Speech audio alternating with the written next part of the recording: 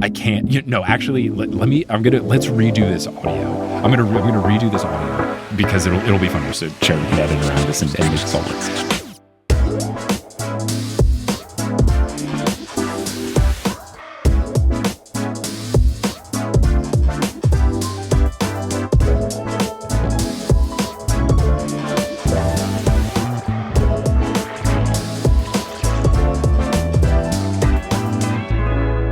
Good. Thank you so much for tuning in to another episode of The Newest Olympian. My name is Mike Schubert. I'm the titular Newest Olympian. I am a 32-year-old man who never read the Percy Jackson books as a kid. I read them as an adult because I was determining if it was a book series that society had slept on. I said yes, and now I'm seeing if society has been sleeping on the rest of the series, and by that I mean the sequel series, specifically Heroes of Olympus. And I am joined today by a very special guest because I'm never on this quest alone, joined by someone who you may have heard on the podcast, or you may have seen their content as fictional fates on various social media platforms. It's Joel Rochester. Joel, how's it going? I'm very good. I am a 24-year-old who read Percy Jackson and the rest of them as an adult. So I'm very aware of the journey that you're embarking on. And we get into so much today, and just knowing what's in store for you, I have to be very careful with what I say today. Yeah, I feel like this one in particular is going to be a tricky one because the earlier episodes so far of The Lost Hero have been a lot of just like me throwing stuff out there, and it's a lot of my guests going like, But I think you are in a trickier spot where we are now in the beginning to learn stuff phase, to where you have to be very careful about what to know and what to not say. And I don't envy your position, but I think it is fun because I have really graced you. Oh, yeah. with some good chapters.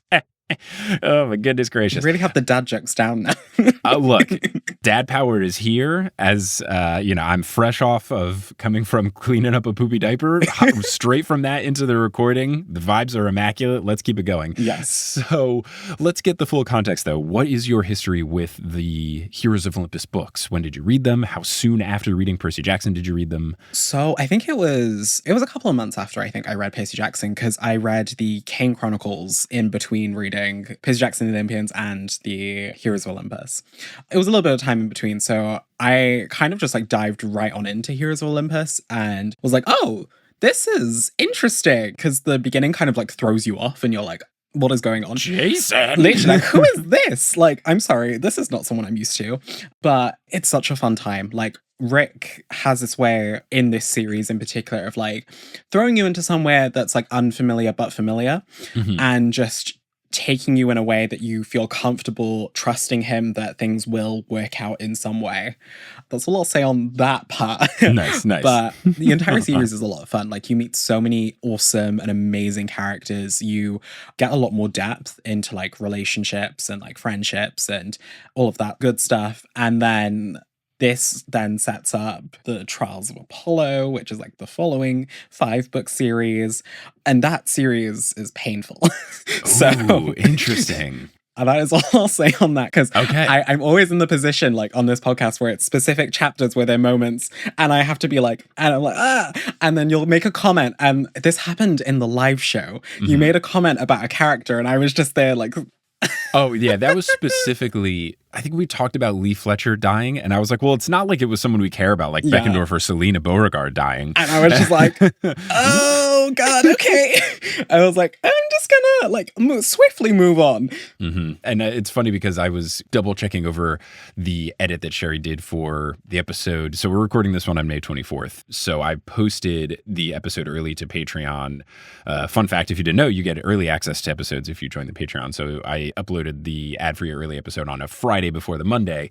And this is the one with Sequoia. And at that point, I still had my running theory that Jason was like this really old person that had been like reincarnated because of the whole Chiron, you should be dead thing. I was like, oh, maybe he died and he's like been brought back.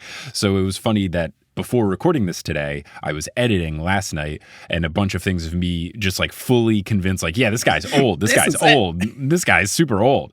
And Sequoia just being like, yeah, sure. And then that's a good theory. Now, really well done. And then knowing I was going into this recording being like, okay, it's not that he's old. We're going to find out. So let's get into those chapters. We will find out what's going on with Jason by the end of chapter 14. But we will begin with chapter 13. Now, where we last left our heroes, we had basically everyone was at the campfire. Piper got claimed. Jason called her a knockout and all that stuff. Leo went off on his little dragon adventure in the last 2 chapters. But Jason, it feels like he just kind of left and went to sleep, because the opening line of chapter 13 is Jason dreamed of wolves, to which I wrote on my notes, what the heck? Ooh. Okay. That is a hard pivot that I wasn't expecting. Now, I would say what we're doing on TNO now is coming up with chapter titles for the chapters, since they aren't actually titled. This one's just called Jason. So if you want to start thinking of what you would call chapter 13 by the time we get to the end of it, it is a short one. It is a very quick chapter. And then chapter 14 is a little juicier. But yes, it opens with Jason dreamed of wolves, which I was just like, what? How? Why? I was trying to run through if wolves have anything to do with Zeus/Jupiter, but I couldn't think of anything. But then we will see soon. But very intriguing. I think it's so interesting as well, like the way that the chapter opens, where it's just like, you're immediately just like thrown into this situation. You're like, I wonder how this is going to turn out.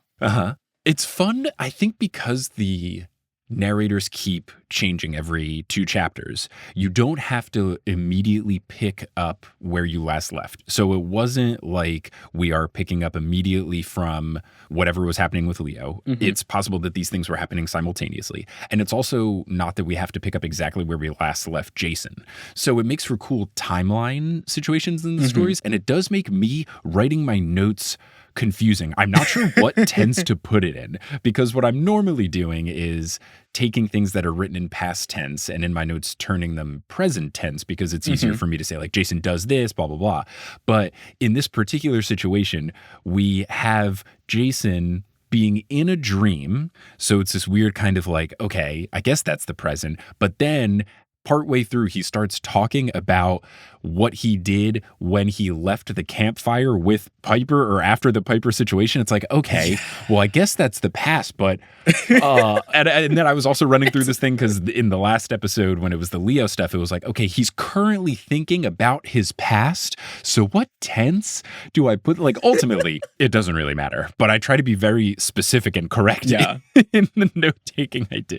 I do not envy you at all with like all of that. Like, it just feels like you run yourself into like such a situation where you're like, is it past or present tense? Like, what is it? Yeah, gosh. And I remember, and I'm very thankful to this, but I had some very particular English teachers in middle school who were very, very particular about certain things. So I always try to be right. Like my comma usage, I think I might be the best person at using commas ever.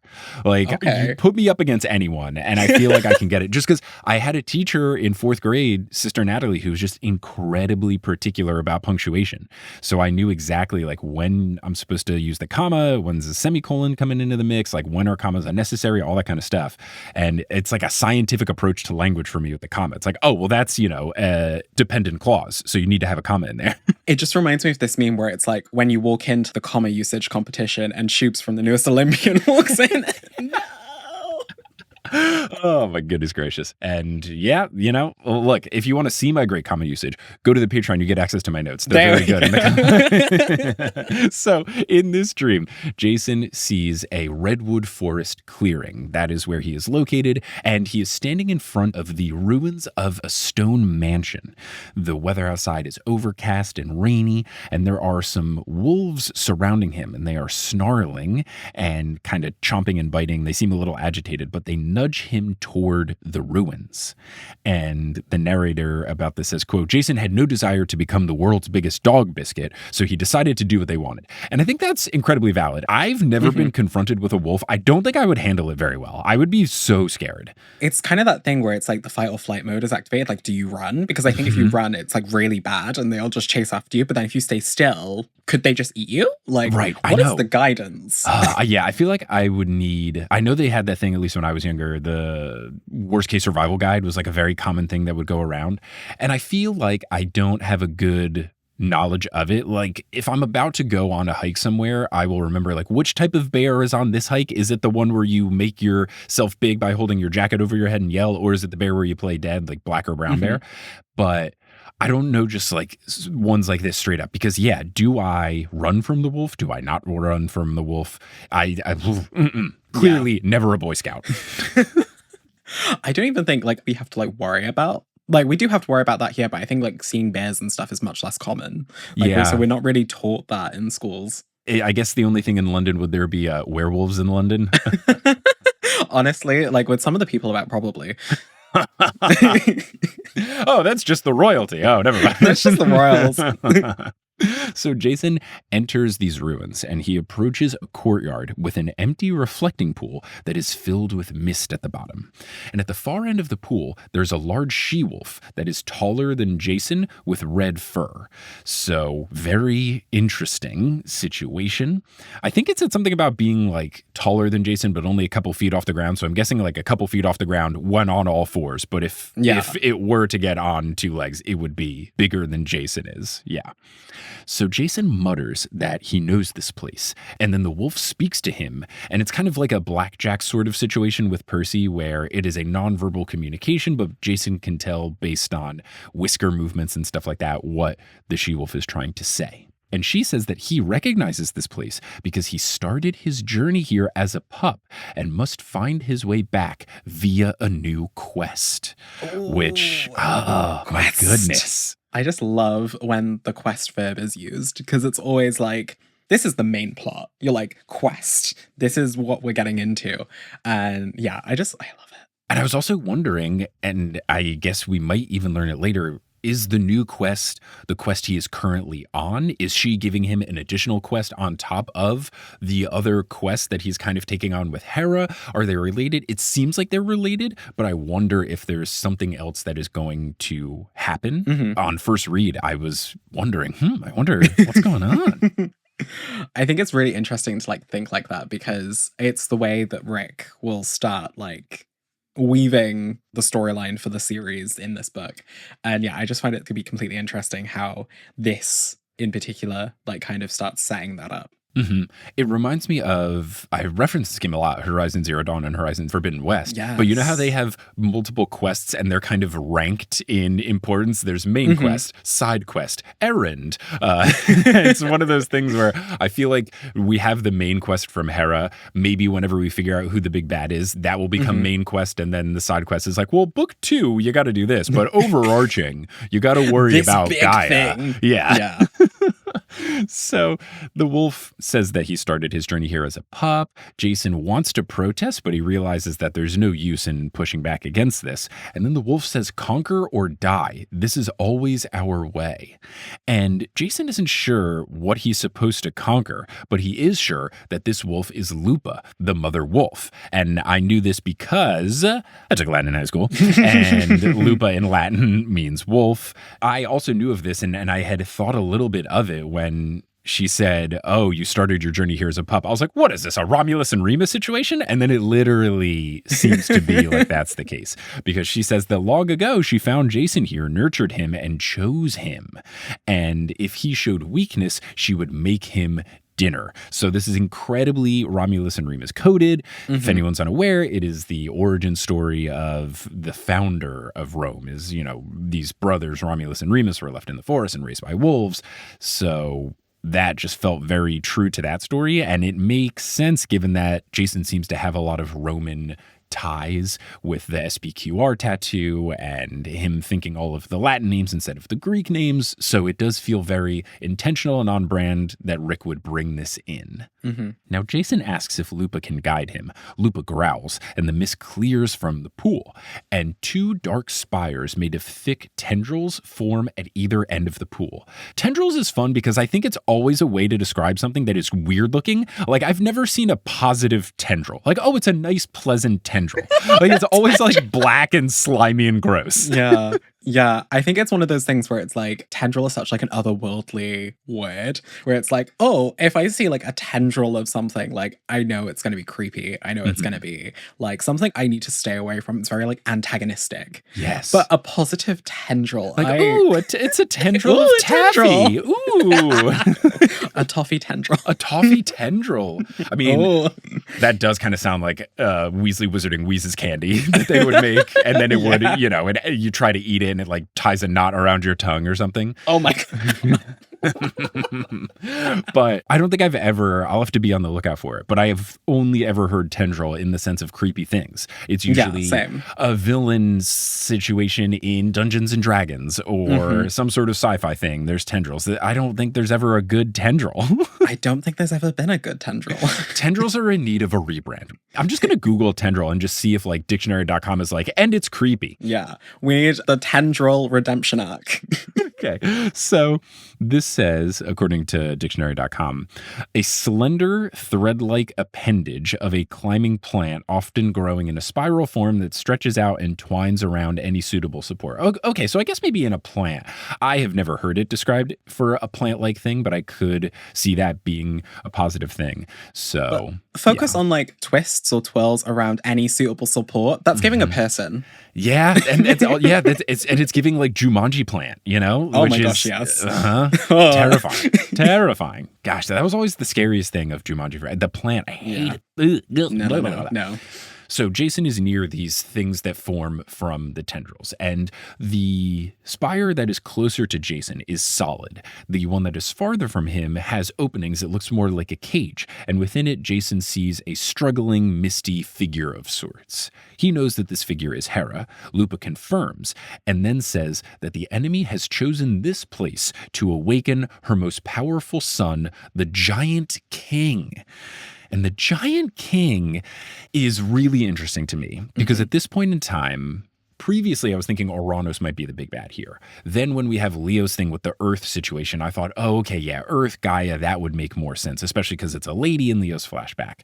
And I know that Uranus is like the sky. So the Giant King feels different.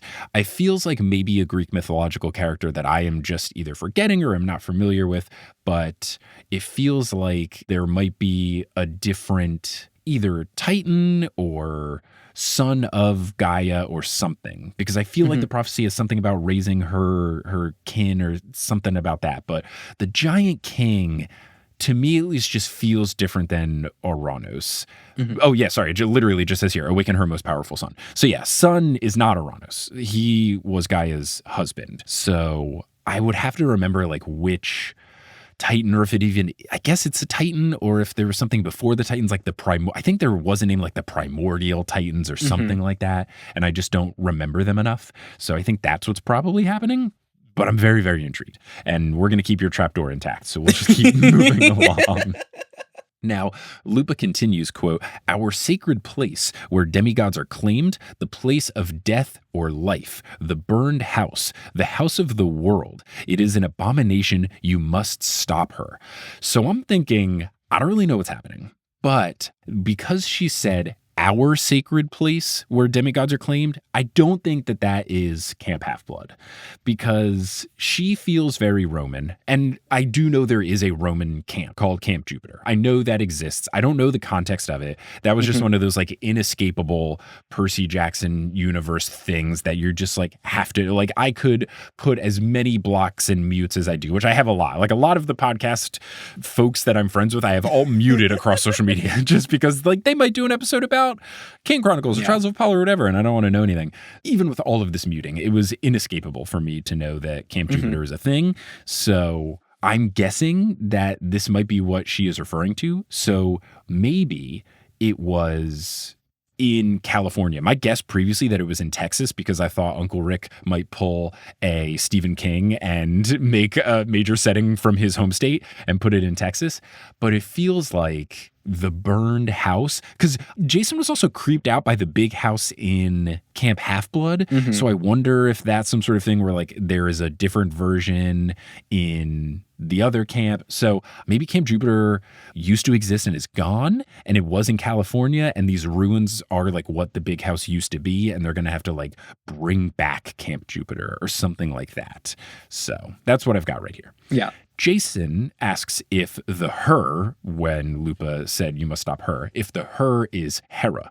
And the wolf says no. And when she does, she calls her Juno, very much sticking to the Roman side of things. She says she doesn't care for Juno, but if Juno falls, the enemy awakens, which would be their doom. Lupa then tells Jason that he knows this place, so he can and he must find it again to clean the house and stop this before it's too late. Jason asks if she will at least help by telling him who he is.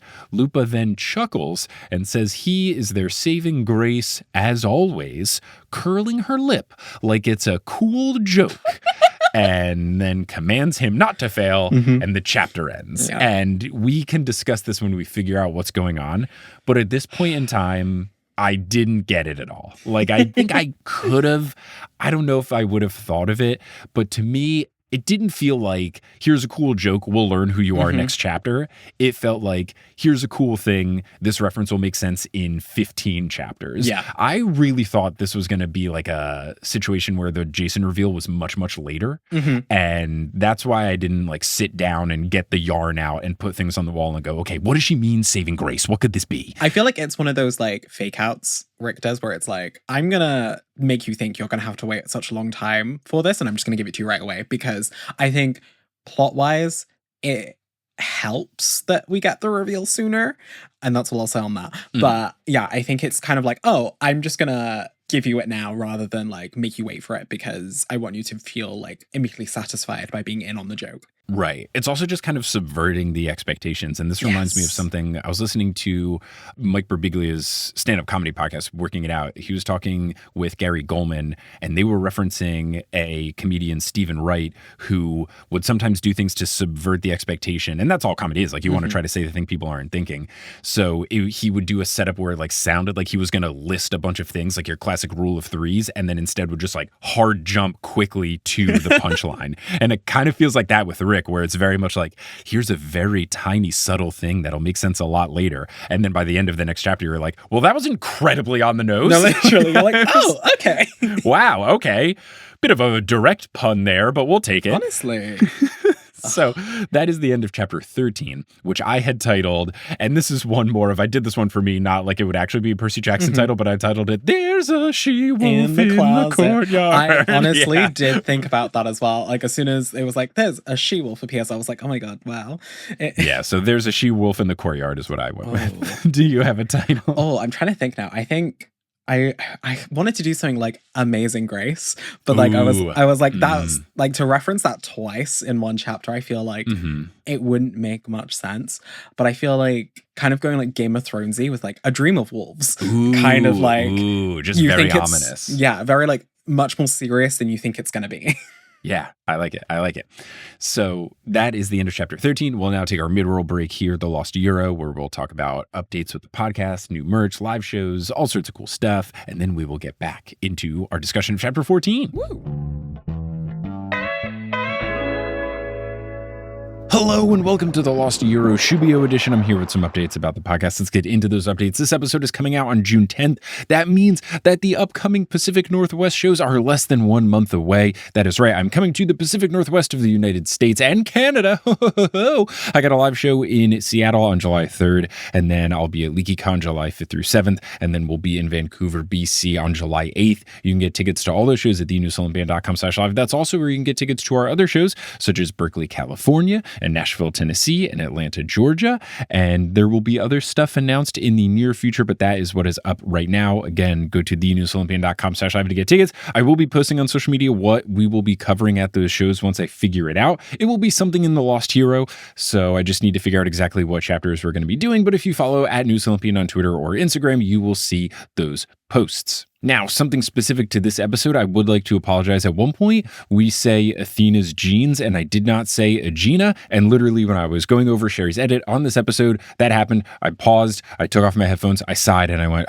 Aegina, damn it. Now, on the flip side, something that makes me very happy is that a lot of folks support the show on Patreon. It really is helpful. It's super nice because making a full-time living out of podcasting can be very strange and inconsistent, but having that consistency of Patreon really does help. And then you get access to a bunch of bonus content as a thank you for the support.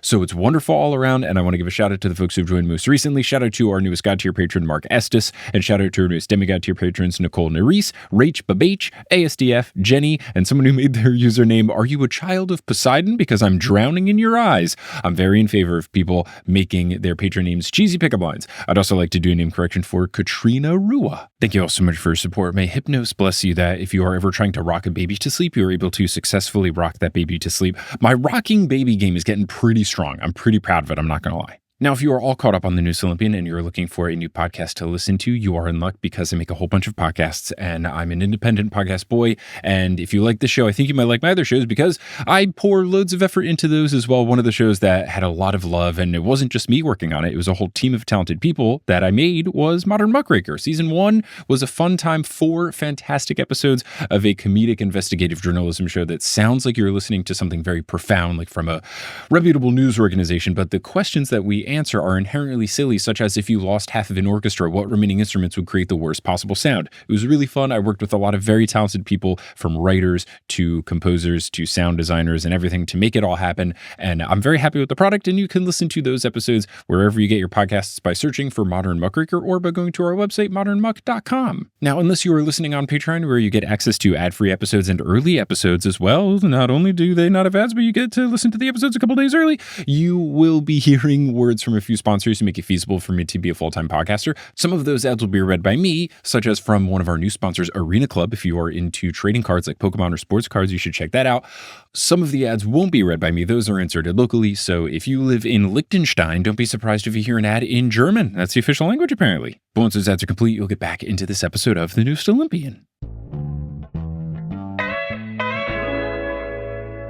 And we're back. We're here with chapter 14, which is also called Jason, and we will be renaming it by the end of the chapter. Yes. But this one also starts with a fun line. Quote, Jason woke to the sound of thunder. Then he remembered where he was. It was always thundering in cabin 1. And that is just such a Zeus move. It is so annoying and so extra just to have it constantly thundering. Now, I get that maybe it's because this was supposed to be just a shrine and no one was actually ever supposed to sleep in this cabin, but it's ridiculous to have constant thundering. Like, there's a difference between going to sleep to subtle rain noises or white noise and thunder. Like, that's going to be horrible for sleeping. No, honestly, like, the ASMR of thunder is not it. Like, especially if it's, like, right above you. Like, no. No, it sounds terrible. The narrator mentions that Jason is sleeping in a cot. And again, I was thinking at first, really? And then, okay, wait, yeah, no one's actually meant to sleep here, so I get it. But I guess even knowing that, you feel like Zeus would put a fancy ornate bed in there just in case, right? You know, what if he wanted to come through to the camp and just spend the night there? I feel like having a very grandiose mattress situation would be smart. True. Even if it's not supposed to actually house any campers. But it also requires Zeus to actually, like, care. So. Yeah, gosh. He has to put in effort. He's got to go to Mattress Firm and pick out a mattress. Then he's got to, like, load up Wayfair and get a good bed frame. Honestly, then he has to assemble it. Oh my God. Zeus assembling anything? I think not. And he's totally going to do the thing where the IKEA instructions tell you having 2 friends is happy face guy and 1 person doing it alone is sad face person. He's going to be like, I'm going to do it on my own. Yeah. Then he's going to get really frustrated. He's going to lose one of the nuts. He's going to lose the Allen wrench. It's going to be a bad situation. And then Hera will just come in and do it. Oh yeah. She'll come in. She'll come in and go, you did this wrong, and disassemble it and then reassemble it. And then Zeus will have to angrily sleep on this bed that he knew his wife made. Oh, I couldn't have done this. I did it wrong. So the ceiling is very cool, actually. It is a moving sky mosaic with changing clouds and gold flashing lightning, which is very cool. And then the narrator kind of explains why the cot is here and why there's no bed. Quote, except for the cot that the other campers had brought him, the cabin had no regular furniture, no chairs, tables, or dressers. As far as Jason could tell, it didn't even have a bathroom.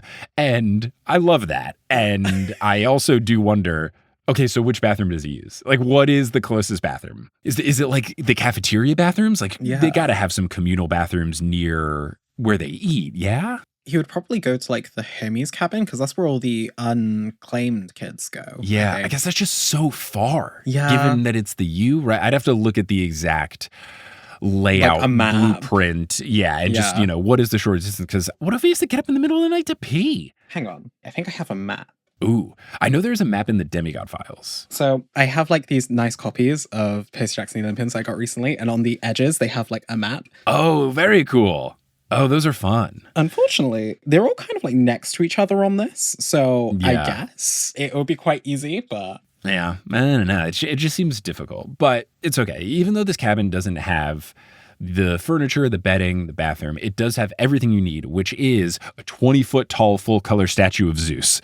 Full color is a wild choice. I feel like every Yeah. time I see a full color statue, I am just baffled and my brain just thinks that's wrong. But then Yeah. you have to realize statues probably used to be like that. And then the only reason I'm so used to it not being color is because they're super old. So it's Yeah. marble and the paint has faded and it's just all one color. But whenever I see a color one, I'm like, that's incorrect. Yeah. I think it's so interesting that they used to be color and now it's just like we know them just as like these marble, like white bone kind of like pieces. Like, oh my gosh. Yeah. Although us speaking about the Zeus cabin right now just reminds me of it's one of my like current hyperfixations on like TikTok and Instagram. It's like this home design. It's this home design person, but like it's incorrect home design. So it'll be like Little John like has twins and let's build a new room. I'll have to send it to you because it's so funny. It's like using galvanized square steel, we build a bed frame, and using eco-friendly timber, we put it on this, and it's like a 1 square foot room. And somehow they're able to fit like a bed, a toilet, kitchen, wardrobe, shelving. It's really weird. Is it intentionally bizarre or is this person just like yeah. bad at what they're doing? It's like intentionally bizarre. And like the soundtrack combined with the voice just makes it an entire like meme. And people have started like realizing like these videos exist and they're now making like TikToks and stuff about it. And I'm just like, they just crack me up so much. So maybe Zeus just needs some galvanized square steel. Yeah, I think that could work. That could really work. The campers told Jason that being in cabin 1 was a big honor. Jason thinks it's a bunch of hogwash, though, because it's lonely and it's boring and the cabin is just a shrine to Zeus. Jason is still sore from the lightning summoning that he did last night. He reveals, and I feel very seen as someone in my 30s for a 16-year-old to be like, oh, my muscles hurt. You're like, so, okay, good to know it's not just me. But also the bad sleep in a cot with the funky dream didn't really help this situation. I did also like that Jason tried to let on that he wasn't in pain from the big lightning summoning thing. It's just great. It's like, oh, that was totally fine. That didn't hurt at all. Oh, my back. My back. Oh, gosh. Where's the icy hot? Jason was given a new set of clothes, but something about swapping an orange shirt for his purple shirt felt wrong. I know Camp Jupiter has purple shirts. And then I realized in my notes, and I didn't realize this until writing the notes for this episode, it's Camp Jupiter, like Jupiter, like Zeus Jupiter, like named after his dad Jupiter. So very interesting to see what happens, but it would make sense that Jason has an extra connection to Camp Jupiter since it's literally named after his dad. And that is an interesting dynamic because Camp Half-Blood isn't called Camp Zeus. It's called Camp Half-Blood. It's named after the people that are there. So for Camp Jupiter to be called Camp Jupiter, I'm very intrigued to see what is in store for Camp Jupiter.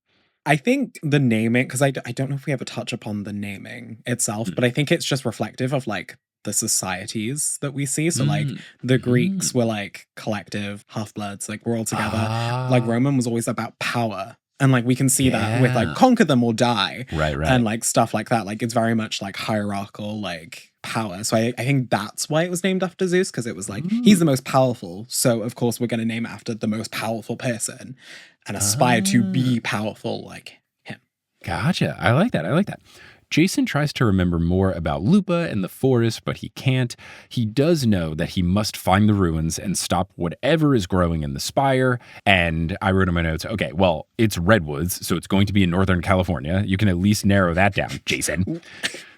Jason turns to the statue, which he kept calling Hippie Zeus as the narrator because he's got big hair and he's wearing sandals.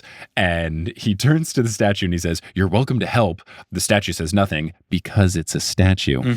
And Jason says, "Thanks, Pops," which is great. I do appreciate how anti-Zeus Jason is. I think it is very fun. I think so many people are like anti-Zeus at this point because it's just like, he could do so much and he just doesn't. No. He really doesn't. He really, really doesn't.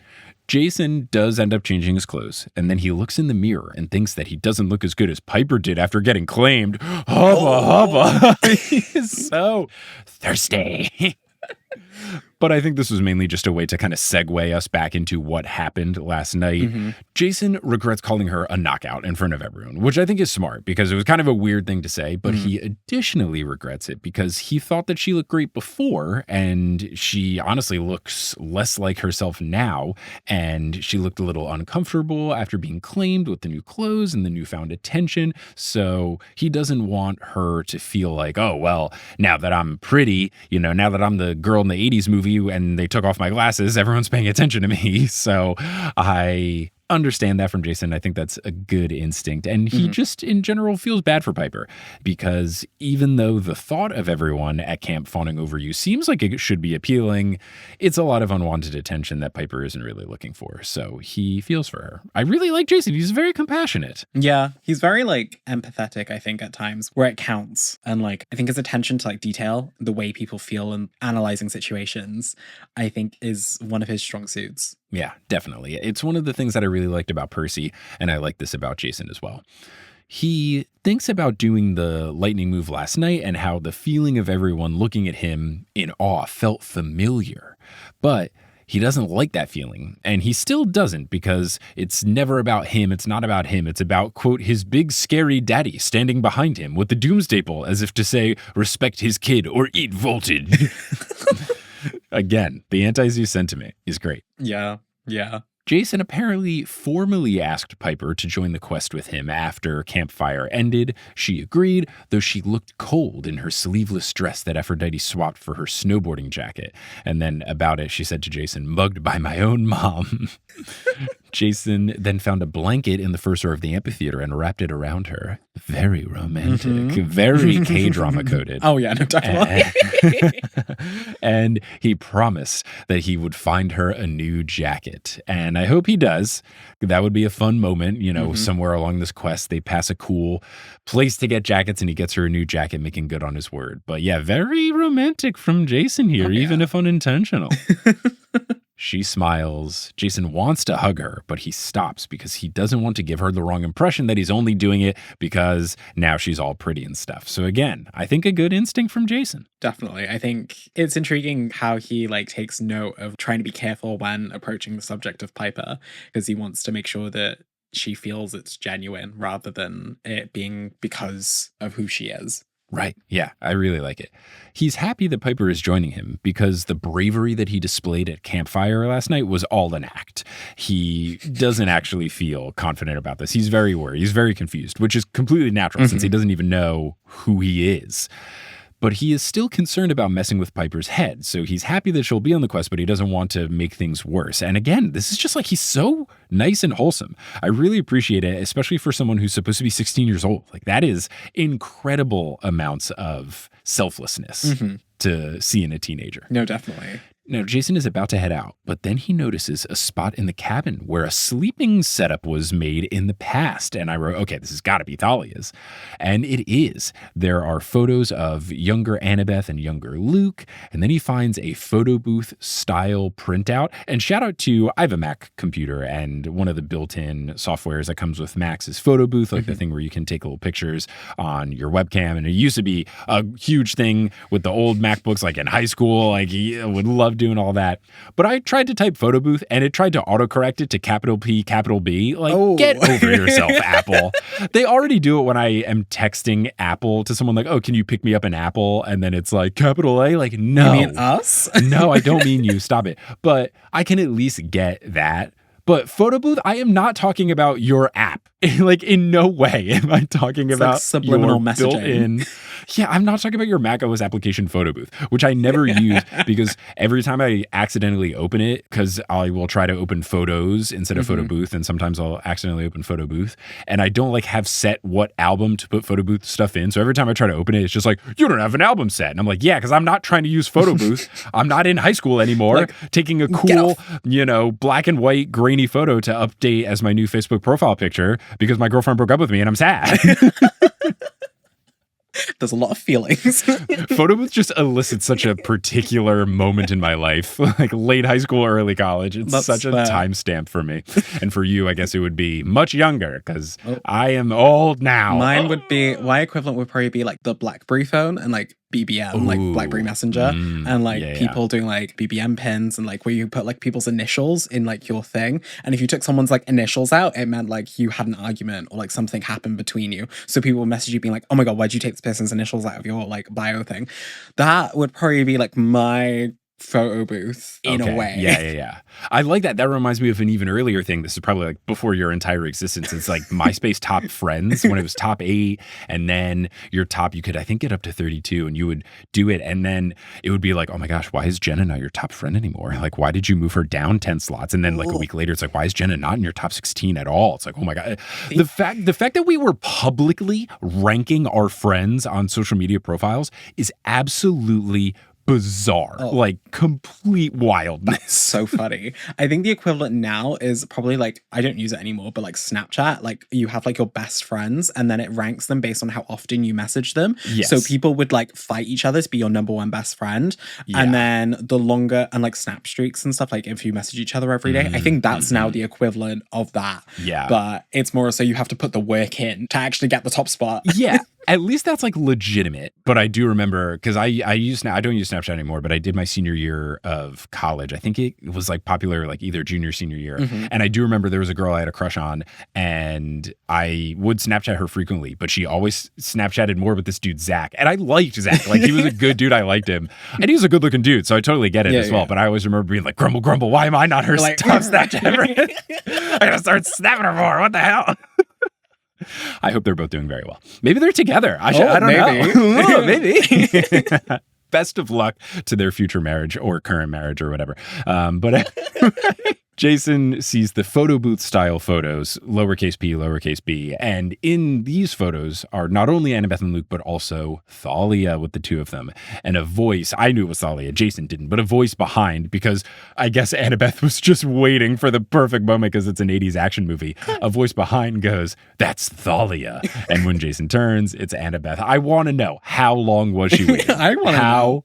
Long did she think like, okay, eventually if he's going to sleep in this cabin, he's going to find the photos, so I'm going to hide around the corner and just wait for him to pick up? Like, just the timing is so She's funny. Just always there when like the occasion is needed. She's just like, hi. Like, I guess it's the like Athena genes, like, oh, it's all part of the plan. Technically, I should be here right now. I like that. For me, I thought it was just she's graduated from the Chiron School of Dramatic Reveals. No, that's true. And I'm the Chiron now. Oh, yeah. Chiron's not allowed to talk about this quest for some reason, so I have to do it. It's me, new Chiron Jr. I had an internship. Yeah. So she explains to Jason after he turns around that Thalia was a child of Zeus who lived here briefly, and then she apologizes for not knocking. Jason says it's fine because he doesn't view this place as a home anyway. Annabeth looks like she's ready to depart on her own quest. Jason checks that she's not joining them, just kind of like a last ditch, you're sure you're not coming with us? And she says that he's got a good enough team around him and she needs to find Percy. She's got other stuff to worry about. He is disappointed because he would have loved to not been the leader. He would have loved to have someone who knows a little bit more about stuff be in charge. But Annabeth assures him that he will do fine, saying that she has the sense that this isn't his first quest, which is very interesting. We know he's lost his memory, so it could be true. Jason does feel like she's right, but it still doesn't put him at ease. He can tell that Annabeth really wants to find Percy, and it makes him sad that no one cares about him enough to be frantically trying to find him. And that is super valid. I think that's a really real emotion. Obviously, I might not be in that exact same situation, but it's very relatable. No one wants to be the person in the friendship where you're always sending the first text message that starts the conversation. Honestly. So it's nice to be on the receiving end, and I really appreciate, I got a bunch of friends that are just kind of messaging me every couple of days, hey, how's it going in dad life, which I really do appreciate because it's been pretty isolating just in that our baby has no sense of an immune system, getting the initial 1 or 2 vaccines, but it's more into the future before we can really feel safe about doing group hangouts and having people over and stuff like that. So it can feel a little bit lonely at times. So it's nice that people are checking in. So I totally get this with Jason to be like, wait a second, how come no one's trying to find me? I get it. Hello. I feel like Rick's books always kind of coincide in like times of like someone's life, even like as a child or like as an adult, you'll always find something to like relate to, whether it's like the kind of feeling that Jason's currently having or like there are moments throughout, I think, all of his series where it's just like, oh, this now like relates to me in this specific moment. And you kind of just like don't feel alone in that way. Yeah, I feel like his books are really timeless in terms of you can read them at any age and get something different out of it. When you're Yes. young, you're going to say, oh my gosh, all these people with cool powers are awesome. I want to be like Annabeth. And then you get older and you go, oh my goodness, relationship goals of this, or oh my goodness, I want to be as good of a parent as Sally Jackson is, stuff like that. And I think that's really cool about this book. And I want to do it with kind of any book now that I have a daughter. I want to read books with her and then just talk about things like this where, okay, you might relate to this and this is something that relates to me. And I definitely want to try to keep that going, even when she has to read books for school and stuff like that. Now, maybe if it's a really boring one, I might have to sit it out because there's a couple of those required reading books You're like, that were just real "Ooh." tough. There were Yeah. just some real clunkers. But if she's reading one that's got a little more, I'm trying to think, what was the book that I hate? Oh, was it Jane Eyre? Maybe no. that book's good. I no. hated Jane No. Eyre. I hate Jane Eyre despised it. for multiple reasons, but my main reason is my last name's Rochester. So my first English lecture, I walk in and I'm like, oh, hi, my name's John Rochester, blah, blah, blah. People then ask me if I am keeping a woman in my attic. And I'm like, no, I'm not, no. But I have a lot of issues with the book itself. But it's just one of those things where it doesn't vibe with me personally. Yeah. Didn't like it. Just read Pride and Prejudice. Like, don't read Jane Eyre. I also remember there was one, I don't know how popular this one was. I think it was in like third grade. I had to read Sarah Plain and Tall. What? Which was just, I mean, look, I couldn't, I feel like it was just about a girl. Sarah Plain and Tall. What's the like quick... Sarah Plain and Tall is a children's book written by Patricia McLaughlin and the winner, of the 1986 Newbery Medal. It's in the Midwestern United States. A widowed farmer who is saddened by the death of his wife during childbirth several years before finds that he has to take care of his farm and 2 children. It's too difficult for him to do alone. He writes an ad in the newspaper for a mail-order bride. Sarah Wheaton of Maine answers it and decides to travel to their home for a trial period of 1 month in hopes of marrying Jacob. While Anne is initially apprehensive about Sarah and she still has memories of her late mother, Caleb is excited. When she arrives, Anna notices that she is lonely and misses the sea. She is stubborn and persistent, gradually wins over Jacob with her insistence on learning and helping him out with farm tasks. The kids become attached to her, and then she is and then they get married. This does not sound like third grade reading. I remember being like, we're reading a book called Sarah Plain and Tall. This book's going to be boring. And then like, yeah, it was. Like, it was really not good. A mail order bride. Wow. Yeah, wild. But yeah, so anyway, I would love to read whatever book my daughter is That just reading. happens not that book. But hopefully she'll get, please read The Picture of Dorian Gray. Like, get some good ones in there. God, like 1984, like give me the good stuff. Yeah. The ones that I actually enjoyed reading in school. But I would love to read them and then just kind of like be able to talk with her at the dinner table. Even if it's not like, I don't want to like do her book reports for her and like, stuff like that. But at least we could have conversations about it. So whether it's a school assigned book or a book that she's reading for fun, like whenever she does read the Percy Jackson books, I think it will be very cool to have those kind of conversations because I feel like these books are like sneakily really good, teach you moral lessons books. Just because the kids are so nice, they're such good friends, they treat each other so well that I feel like it's such a sneaky way of, oh yeah, you think you're reading a cool book. It's actually a PSA about how to be a nice person. Exactly. It's so good. It's so subtle, but also I think it also directly addresses like certain bad behaviors as well in like such a good way that I feel like it's a good book to like give to kids to be like, if you want to be a hero, here are the books to read. And even they have those like bad behavior moments, but I feel like it is usually Percy thinking about doing something and then not doing it, or doing something like when he was mean to Tyson and then immediately regretting it, which I think is good because I know that this is a problem with the show Bluey, which I've come more around on since earlier episodes of the Newest Olympian. I had only seen like the very early seasons and I think they get better later in seasons. But even in later seasons, My main gripe with it is that like Bluey sometimes is kind of a jerk.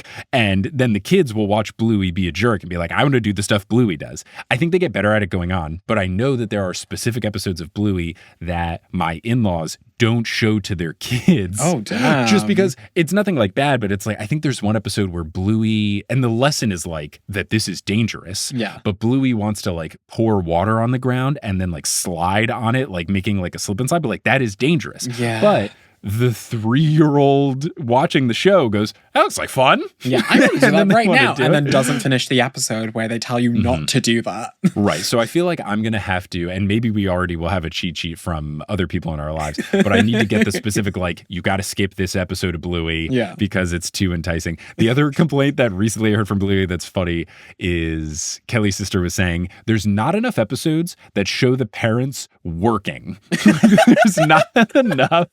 There's like one episode where the dad has to work from home or something. There's like not enough stuff where it's like, hey, mommy's got to go to work now. It's like, what do you, mommy and daddy always play with Bluey and Bingo. What do you mean? I mean, where is the Bluey world building? What is going on in this world? We need the episode where they have a very important Zoom call. Honestly. And you have to be quiet. Bluey on Zoom. Daddy has to record a podcast. Little baby. You have to be quiet for roughly 1 hour and 15 minutes. Thank you. Or just like go somewhere else. He'll be back. He has to talk about a children's book. Yes, this is his job. Yes, he makes money on this. Stop asking that.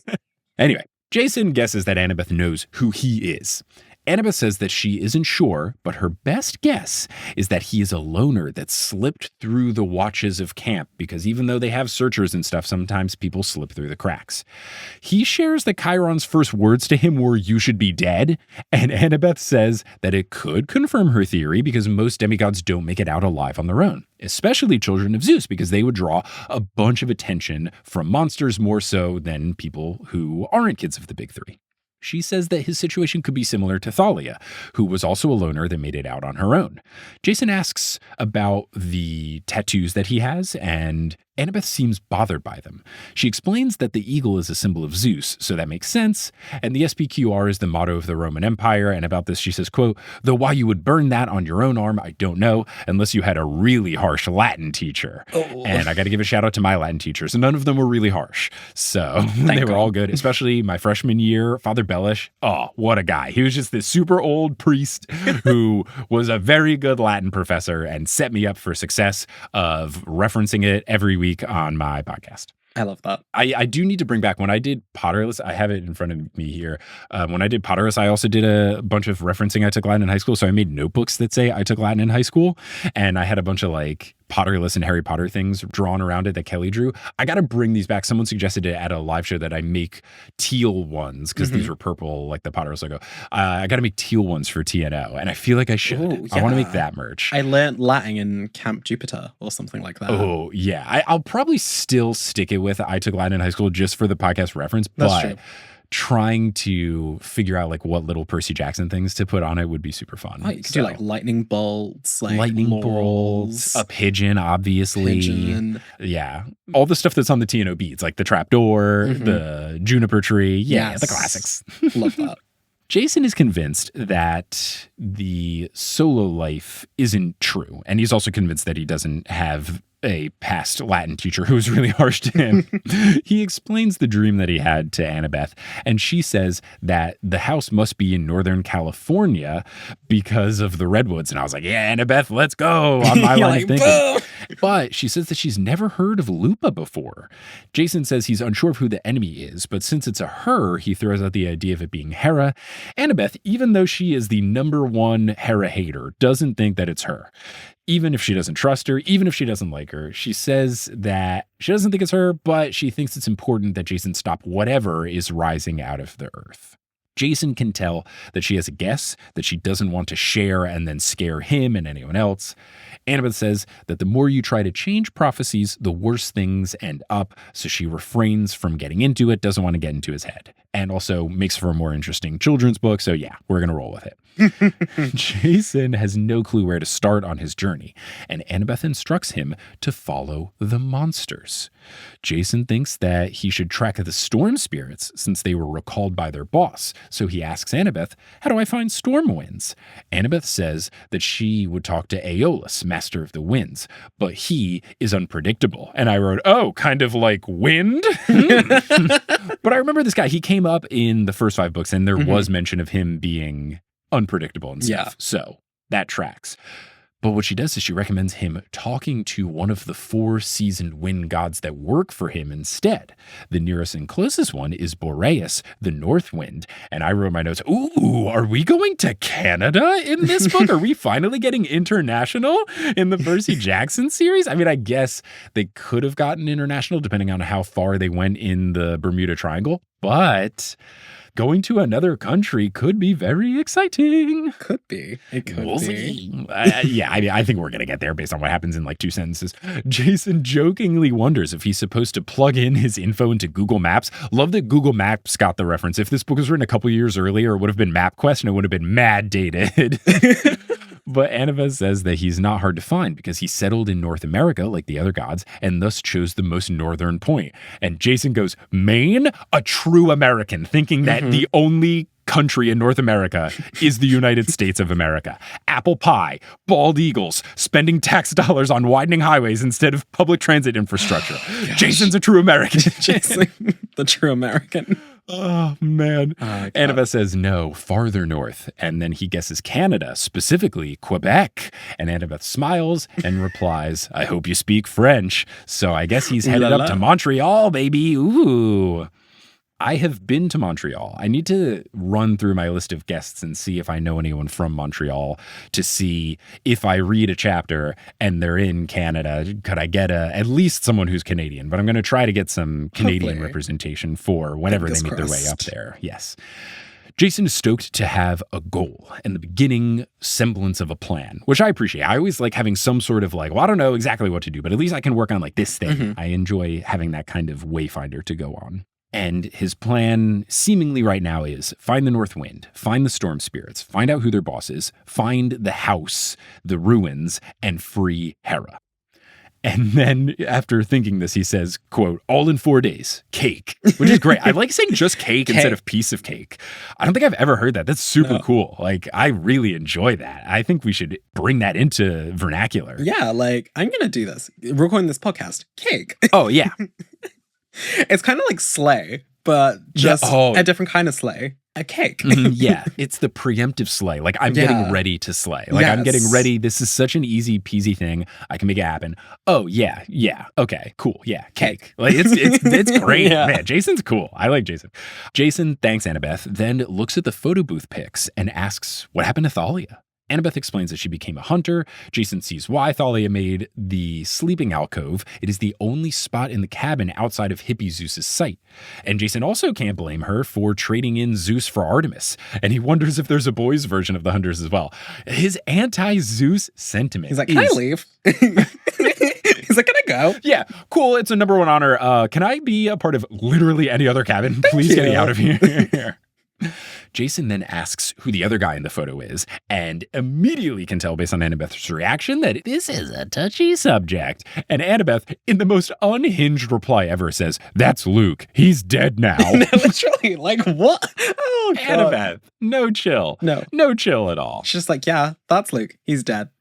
Anyways. Glad I asked this. Honestly. Let me just quick like emergency ripcord parachute out of this conversation. Bye.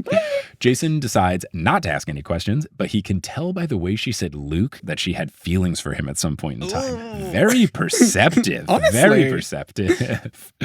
Then we get a quote from the narrator. He focused again on Thalia's face. He kept thinking this photo of her was important. He was missing something.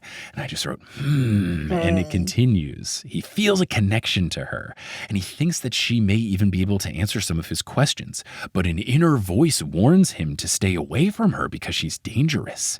He asks Annabeth how old she is now, and Annabeth says it's hard to say because of the immortality. She also did leave out that she was a tree for multiple years. I feel like that's a key piece of information, specifically with her strange aging scenario. It's such a weird situation. Like, Imagine being a tree for like... What's this gap in your resume, Thalia? Oh, I was a tree. They're like, oh, okay. Oh, tell me more about that. What responsibilities did you have? Was it very earthy? Saving the planet. The experience really grounded me, you know? I was able to really deepen my roots. Oh, yeah, baby. Gosh, I'm so glad I don't have to do job interviews anymore. No, same. He is shocked, and he makes a face so goofy that Annabeth bursts into laughter. She explains that it is a Hunter thing, not a Zeus thing, the immortality.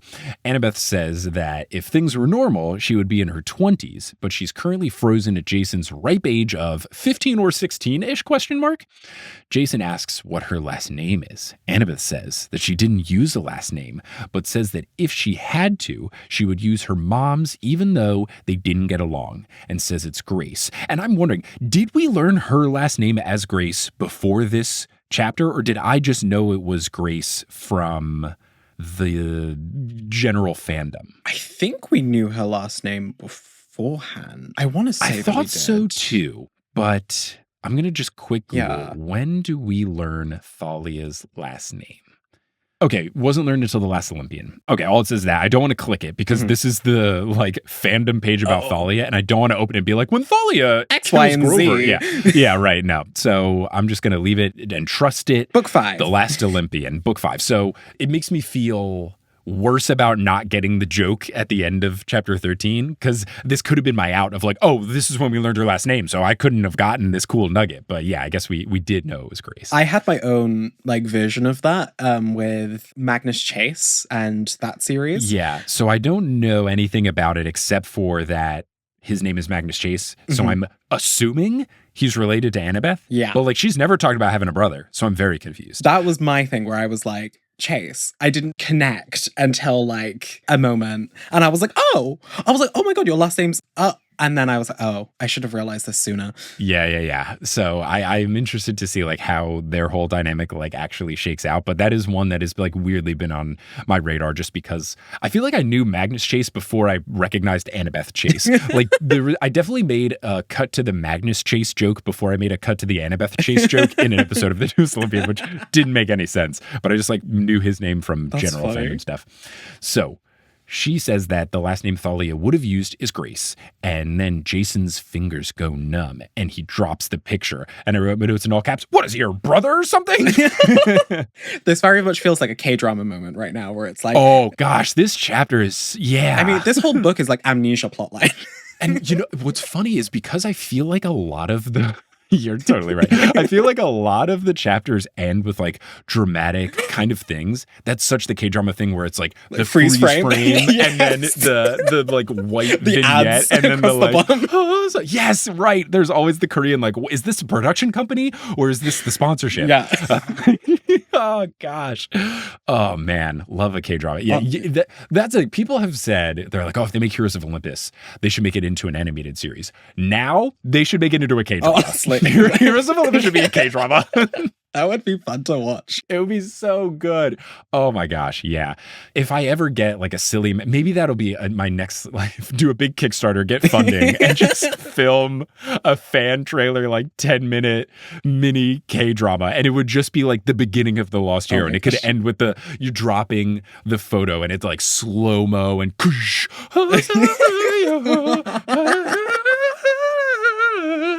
Yeah. Oh, God. Oh, God. And then just get like the preview of the next episode and just like everything just goes. You're like, how does this connect? Yeah. Right. How did we get here? They're so good because yes, the thing it's like, oh, next week on. And it's like, there's no way this could happen next episode. I have to watch this. Like, what do you mean someone is dangling by their ankles off of a skyscraper? Like, what is going on? There's no way that could have happened. Gosh, K-dramas rip so hard. They're so good. They're so good. So the photo is in midair. Annabeth asks if he's okay. And then something sparks in Jason's mind, and he realizes that Chiron wasn't talking about being a loner. He was revealing that he knew something about Jason's family. And Jason, who as the narrator, he mentioned that he was unsettled by something that Lupa said, finally realizes the joke that she made at his expense, saving Grace. He has an idea. and he tells Annabeth that she has to keep it a secret, making her swear. She swears on the river Styx, and then he says that he thinks he knows what his last name is. And he says, "My name is Jason Derulo." Oh my God. Not my joke. I have to give all credit to yyI.rang on Instagram, Teddy, because I had screenshotted a tweet that I had made where I said, "Just finished chapter 14 and Jason's last name is what?" And then they commented, Jason Derulo. And right after, he fell down the steps of the Met Gala.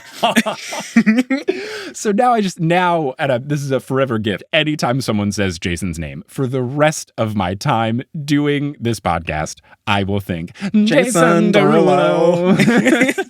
So no, what actually happens is that he says his last name is Grace and Thalia is his sister, which is super fascinating. So interesting. And what's especially interesting. Such a good reveal. Oh, it's such a good reveal. What's especially fascinating is that I was curious, why is he asking about her age? This is kind of weird, but now that makes sense. And it makes it so ridiculous because that means he's Thalia's younger brother. Thalia ran away when she was 8, so he was 3? Did she know about this? Like, did she keep this a complete secret from everyone? Is there some sort of weird situation where he wasn't around? It opens up a lot of questions. Yes, so many. I'm going to be reading chapter 15 immediately after, but it's going to be super annoying because it's a Piper chapter, so I don't think we're going to get any answers. Gosh. It's always the curse of like multiple points of view where you finally get to a good bit on like one person's perspective and then you change the chapter and someone else and you're like, I now have to wait. Yeah. So long for answers. I can especially see why people speed their way through these books faster than other books, just because with the alternating narrator thing, you just have to keep going. And then by the time you get the reveal of Jason, you've got a new Piper thing you're worrying about and a new Leo thing you're worrying about. And you're just going on and on and on. Like, I'm still trying to figure out what's going on with the dragon. And now I got a new thing. So Annabeth goes pale after this reveal, and she goes through cycles of dismay, disbelief, and grief in her facial expressions. Jason thinks that she thinks he's lying, and he admits that he also doubted it, but when he said it out loud, the words just rang true. But of course, before we can talk about this further, Butch bursts through the doors like he's Aragorn in The Lord of the Rings and says that the dragon is back. And that's the end of chapter 14. Oh, man. Now, before we get into my chapter title, which I'm very proud of, something that I didn't realize until I was freaking out about this with Kelly after I finished reading this chapter, the most surprising thing about all of this is if Jason and Thalia are siblings, that means Zeus had sex with the same person twice. Like, ridiculous levels of commitment from Zeus. Honestly. Hooking up with the same person more than one time? My goodness. Look at you monogamist. I mean, I'm surprised the mother was able to avoid Hera for so long. Ooh, that also makes the Hera Zeus Jason dynamic more. I should have put this together when it was clear that his dad was Zeus, but that makes everything more fascinating with Hera having, I think she called Jason like her favorite mortal or demigod or whatever. So that's interesting that she would, oh man, another wrinkle. Wow. Especially because even now that he's the younger brother, like she probably already didn't like Thalia's mom, but now it's like, second time around, I really don't like this woman. Yeah, because it's different if it's just a one-off fling, but for Zeus to go back to her, oh my goodness.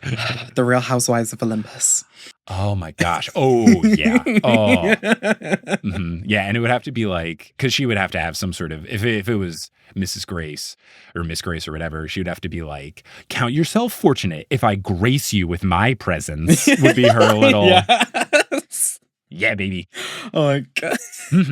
So anyway, now we have to get into what we would title this chapter. Yes. And I'm really proud of this one. Oh. I learn about my family tree. Oh. I think it's my best work. Oh my gosh. I'm trying to see if I Oh, I'm trying to think of what mine would be. I think it'd be like I wanted to do something like tree related, like The Roots of Grace or something like that. Ooh, yours, I think yours are like book titles. Yeah, Yours are so profound. Are like, they are titles of books. And I'm like, he's very like the chapter titles are so like jokey. Like, oh, I saw my sister in a photo. Like, yeah. They're that's the thing. They're completely unpredictable, which makes this hard and fun. And there's no wrong answers. But yeah, gosh, man, the gears are turning for me so much now. Because also it was like, Jason said he knows this place. He has to come back. Like, did he go to this camp before? Like, did he go out on his own like Thalia did? But instead of going east to Camp Half-Blood, did he go west? And then did he find Camp Jupiter? And oh, man. There's so much. Oh, man. Gosh, like, was Thalia ever there? Like, did they go to California to get? Oh my gosh, there's so much. These books are so good. I also can see why when I just tweeted about the last name thing, the comments were freaking out of like, all right, here we go. Like, because yeah, the last name like is pretty cool, but it's just, it opens so many other doors. So many other doors. The questions, the floodgates have now opened and everything is just rushing in. It's damn good. Right. It's funny that, oh, I finally learned who Jason is, gives no sense of clarity. Like it honestly brings up more questions than it does answers. But that's the end of chapter 14. That's the end of this episode of the Noose Olympian. Joel, thank you so much for joining. This was an absolute delight and a blast. Thank you for dancing around the trapdoor and not activating it. But if people want to find you doing stuff, where can they find you? You got a lot going on. Oh, I have a lot going on. I am everywhere. I'm on YouTube, Instagram, TikTok, at Fictional Fates. I talk about books, bunch of other stuff. Yeah, I am just living a chaotic life at the minute. So come join me if you want to. And didn't you also have something, didn't you like write in part of a book? Or are you writing in? Yes. Like you're doing something writing-wise. I'm currently working on a novel. The draft I'm working on is almost done. And then I'll be editing that over the summer, hopefully querying agents in the autumn, fall, if you're American. So that will be hopefully fun and fruitful. Fingers crossed. I've also been longlisted as a Rising Star creator for the TikTok Book Awards, which has been very exciting. Hopefully I get shortlisted. I don't know yet, but if you don't get shortlisted, I will reverse my stance and I will become pro TikTok ban. I will say, actually, the TikTok ban is good. I did see you comment that on my long list thing, and I was like, this is it. This is the comment. Gosh, well, that is very cool. Best of luck with that and all the cool stuff you got going on. Was there also, did you like write for something in like, where it was like an anthology or a compilation? Yes, Why do I feel like I did. I wrote a horror short story in the anthology All These Sunken Souls.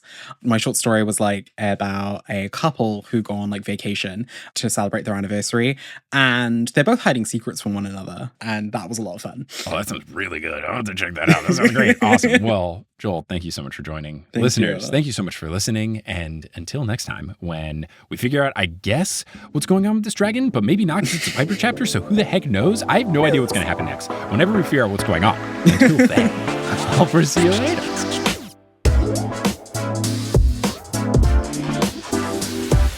Hello, thank you so much for listening to this episode of The Noose Olympian. This podcast is created, hosted, and produced by me, Mike Schubert. I also run the social media and the website. Our editor is Sherry Guo. The music is by Bettina Campamontes and Brandon Google, and the art is by Jessica E. Boyd. If you can't get enough of the podcast, you can get involved in a couple of different ways. First, you can support us on Patreon, where you get bonus content. You can go to thenooseolympian.com/Patreon. You can also find us on social media. We're at Noose Olympian on Twitter, Instagram, and Facebook. You can go to our website, thenooseolympian.com, to learn more about the show. You can check out live shows that we've got coming near you at thenooseolympian.com/live. You can check out our merch page at thenooseolympian.com/merch. That's also where the TNO coffee lives. And for community stuff, we have a subreddit where you can chat with folks, reddit.com/r/thenooseolympian. And we also have the Discord, which is accessible to all folks on Patreon. Speaking of the Patreon, I want to give a shout out to our folks producing at the highest tier, our producer level patrons. Shout out to Kelsey Gillespie, The Damn Steam Nuggets, Vicky Garcia, Veronica Bartova, Frida Vikstrom, Megan Moon, Craig McRoberts, Taylor Payne, Sabrina Balsiger, Boney Pony, Polly Burge, Nikki Harris, Tatiana Schmidt, Sandra Rose, Josh Sayer, Josh Wilkie, Abby Ryan, Ashton Gabrielson, Marco Redhouse, Sam Reeby, Riley Giddes, Mrs. O'Leary, Milo Kim, Sandkopf, Julia Kendall, Rike, John Drillsma, Rayla Matthews, Sky Mallory, Persasabeth, Aiden Parziani, King Bastion, One Damn Distraction coming up, Ginger Spursboy, A Cup of Solace, Meg Roy, Bradimus Prime, Skylar Sisters, Scott Sheldon, Sophie, Natanya Page, Ann M. Thayer Cohen, Finley McLeod, Sarah Elise Arnson, Bella, Hayden Neal, Percy Jackson, and Han Haley Hingelheimer Schmidt. If you want to help out the show in a non-monetary way, word of mouth helps the show so much. Whether you post about about the show on social media, or you reach out to someone directly, someone who you know is a big Percy Jackson fan, or someone you've been trying to convince to get into the Percy Jackson books, saying, hey, there's this podcast. It's called The New Olympian. It's really good. You should check it out. Also, you could leave the show a rating and review on whatever podcasting app you're using. Whatever you do to spread the word of the show really does help. I'm appreciative to anyone who has done it in the past, and I'm appreciative to anyone who will do it in the future. But I'm just so thankful that you tuned into this episode, and I hope you tuned into our next episode, where we'll be joined by Alyssa Esteban to break down chapters 15 and 16 of The Lost Hero. But until then, I'll see you later. Hey everyone, how's it going? It's me, ASMR Mick. So I have brought my PlayStation 5 controller that I've been using to play Hades 2 with. It can hook up to my MacBook Pro. Fun fact for anyone trying to do that, you can just Bluetooth into a MacBook Pro with a PS5 controller. It's really easy to set up. But for the ASMR Mick segment, I am going to be pushing all the buttons that I've been pushing when I've just been breezing my way through Hades 2. So here are the square, X, triangle, and circle buttons. Here's the D-pad. Here's the joysticks. Here's the triggers. Here's the bumper buttons, R1 and L1. And then here's me pushing the big button in the middle. Thank you so much for listening.